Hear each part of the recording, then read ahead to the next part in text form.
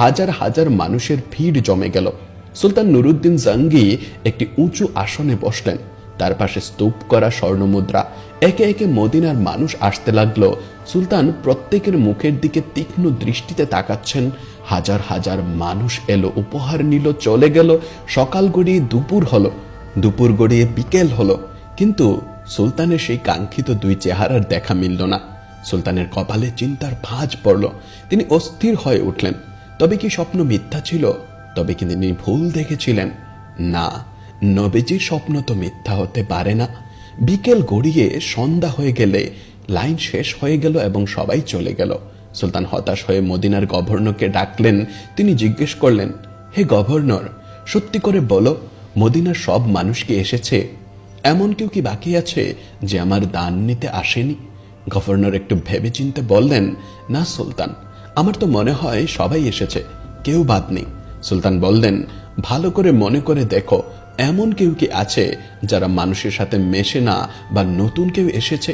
তখন গভর্নর হঠাৎ চমকে উঠে বললেন, হ্যাঁ হুজুর, মনে পড়েছে, দুজন মানুষ বাকি আছে। তারা মরক্কো থেকে আসা হাজি। তারা খুব বড় বুজুর্গ এবং নেককার মানুষ। তারা রওজা শরীফের কাছেই থাকে।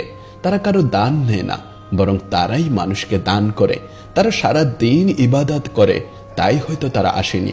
মরক্কো থেকে আসা রওজার কাছে থাকা, কারো দান নেয় না, এই কথাগুলো শোনা মাত্রই সুলতানের বুকের ভেতরটা ধক করে উঠল। তার ষষ্ঠ ইন্দ্রিয় বলে উঠল, এরাই তারা।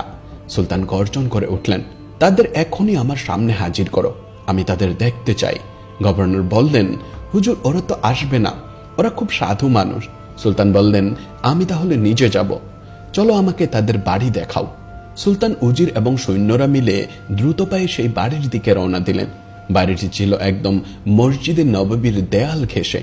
সুলতান যখন সেই বাড়ির দরজায় পৌঁছালেন, তখন তার হৃদস্পন্দন বেড়ে গেল। তিনি কি সঠিক পথে আছেন? সুলতান ঘরে ঢুকে দেখলেন দুই ব্যক্তি বসে আছে।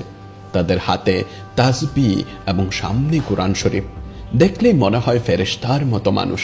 কিন্তু সুলতান যখন তাদের মুখের দিকে তাকালেন, তখন তিনি শিউরে উঠলেন, হ্যাঁ, এরাই তো তারা।